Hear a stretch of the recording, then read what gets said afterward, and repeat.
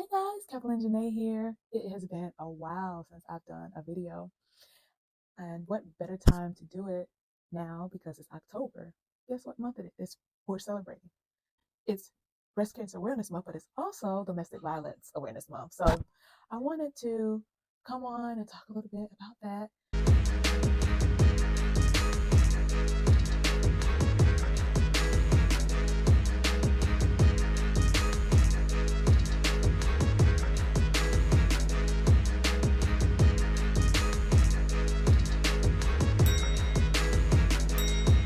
I have talked about the toxic marriages I was in somewhat in earlier part of my YouTube channel.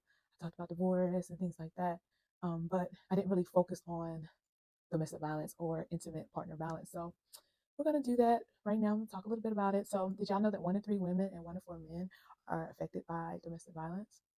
Crazy, right? It's not just women, it's men too. I've actually seen and known men to be in domestic violence relationships. It's actually very common these days for many people to be in a toxic relationship, unfortunately.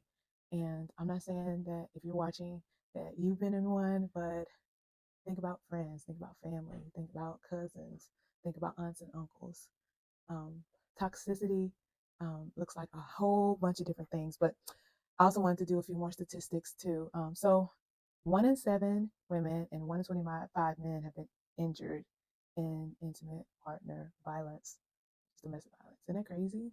What a lot of people don't realize is that domestic violence or intimate partner violence can look like a bunch of things. So toxic relationships, it could mean several things. It's not only physical abuse, which, I feel like there's a lot of education these days. We know a lot more than in the past. So um, it's not just physical abuse, it is, believe it or not, financial abuse, sexual abuse, mental abuse, emotional abuse. So those all can be included. I also think some forms of neglect as well can be also included into abuse as well. So there's 12 signs for uh, you're in a toxic relationship. Okay, so if you don't feel safe, you feel bad, or non-existent communication. You have bad or non-existent communication. Okay, so again, that's like neglect, like you're not communicating. That's a sign of neglect. Then the next thing is you feel neglected and exploited. So there it is. You feel like you've lost yourself. That's a sign of toxicity. Judgment, not curiosity, is the norm. So judgment, not curiosity, is the norm. Okay. You feel belittled and ashamed. You don't feel empathy. You don't receive empathy, and you're playing a dysfunctional role. So those are signs of a toxic relationship. Okay. And now I'm going to give you the signs of you're in a domestic violence relationship. Some of these you probably know, um, but some people don't. Some people don't know. Here's some signs for you. Extreme jealousy. So you got to ask yourself if you're in a relationship with somebody that is extremely jealous. Possessiveness, unpredictability, just unpredictable, irrational. You just never know, what kind of mood the person's going to be in. A bad temper, cruelty to animals. Listen, that was in one of my relationships. Verbal abuse, this is very common. A lot of people fail to recognize it.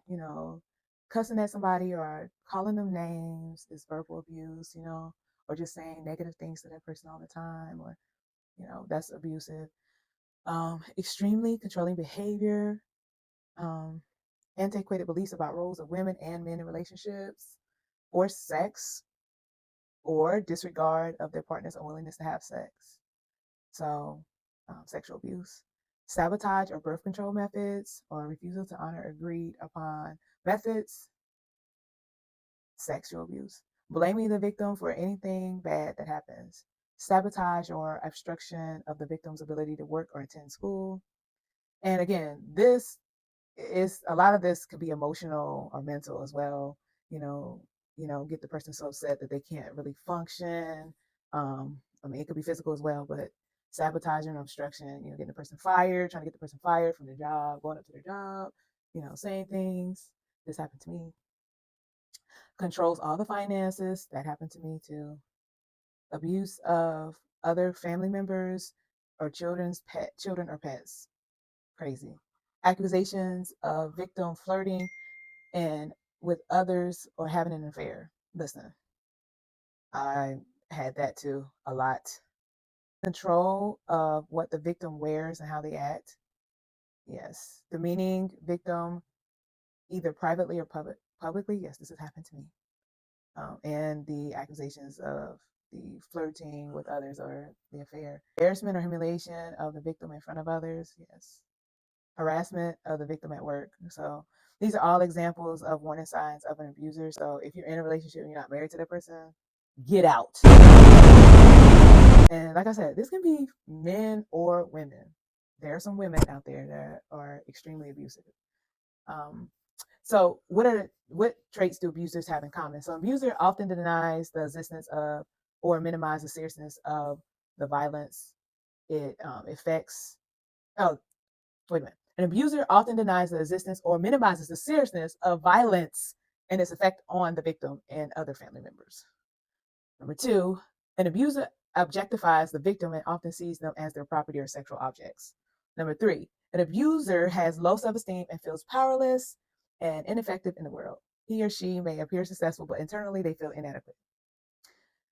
Four, an abuser internalizes the causes or their behavior. They blame their violence on circumstances such as stress, their partner's behavior, a bad day, alcohol, drugs, or other factors. Five, an abuser may be pleasant and charming between periods of violence and is often seen as a nice person to others outside the relationship. That's a biggie. There's so many times where friends and family do not see that other side of that individual. That happened to me. A lot of people just didn't see how he was. I mean, sometimes he would creep. It would seep out when we were together, but normally, no. Friends and family always used to think the guys that I was with were great, because they displayed their love in front of me. I'm sorry, in front of people and did things for me and stuff like that. So, but I will say, so this is coming off of the National Domestic Violence Hotline website, what I just read to you. So if you are in a relationship with someone that does any of these things, I would advise you to get out. Now, I am an advocate for counseling. I am an advocate for, trying to get the person help. But baby, you can't help them. They have to help themselves. Okay. Because what will end up happening is that you will stay in a relationship being the punching bag. You're being literally a punching bag. And that's physically, it can be mentally, it can be emotionally, it can be with the finances, sexually. I mean, you will be the one that's abusing to this person decides they want to get it together. Okay. No way, shape, or form should anybody stay in abusive relationship or abusive marriage. Anything, anybody, I don't care. So I just wanted to shine the light um, on domestic violence, intimate partner violence for the month of October. Take it for someone who saw signs, but just went on ahead and stayed with this person anyway, and end up being a total and complete mess. And now I am a single mom. I am going through my healing. I have, been through several counselors, but ultimately to God to heal me totally and completely. And it takes time. Okay. Um, whatever reason, I attract toxic. I used to attract toxic men, and I was attracted to some of them. So you have to know that about yourself and know that there's something inside of you, like I told you all earlier, that I was molested. Actually, I didn't tell you all this. This is a second take because my camera was acting up. I was molested, and my twin sister was molested as well. So um, we were molested by both sex. Okay, and two different times in our lives, and we were young. So I came out being repressed, and like people thought I was quiet, which I'm really not that quiet. I will talk. I'm a borderline introvert, extrovert, so I'm more outgoing than I am extroverted. So it affected us differently growing up. Kim, she was really, outspoken. She had a lot of friends. Like she could share some of her friends with me because I didn't have that many friends. I had friends, but I didn't have as many. But we ended up on the same path. We both for our first marriage, we married men that had abuse issues, that had anger problems, and had all these different issues, just toxic, toxic, toxic. Even though their relationships were different with these men, it was still like the same similarities in men. And the crazy thing is, my parents have been married for 40. Let's see, they was married in 1977, so 45 years they've been married. Is that right? No, 44. Yeah, 46 years. They've been married all this time. They stayed together. So we both came out of a home where our parents stayed together, loved each other. They're not relationship isn't perfect, but they stayed together. And so the brokenness really didn't come from our parents. It just came from, what happened to us. And, as I have developed so many relationships with women, knowing women, and it's just insane, even men, insane the amount of abuse that happens in childhood. Yeah, I wouldn't believe how many people I know that have been sexually abused, raped. Like, it's unreal. But anyways, I say that what I was saying before, a lot of times when if you were abused or raped, molested, you end up in a toxic relationship. And that cycle needs to be broken. Okay. If you have had childhood trauma or things like that, and then you find yourself in all these in and out of these relationships and they all are toxic, where whether it's physical abuse or whether it's manipulation, and you can be the abuser, like like even uh being molested and raped and things like that, you can be the abuser as well. So it can go both ways. So it's not that you always become the victim, but sometimes you end up doing that. So that cycle needs to be broken.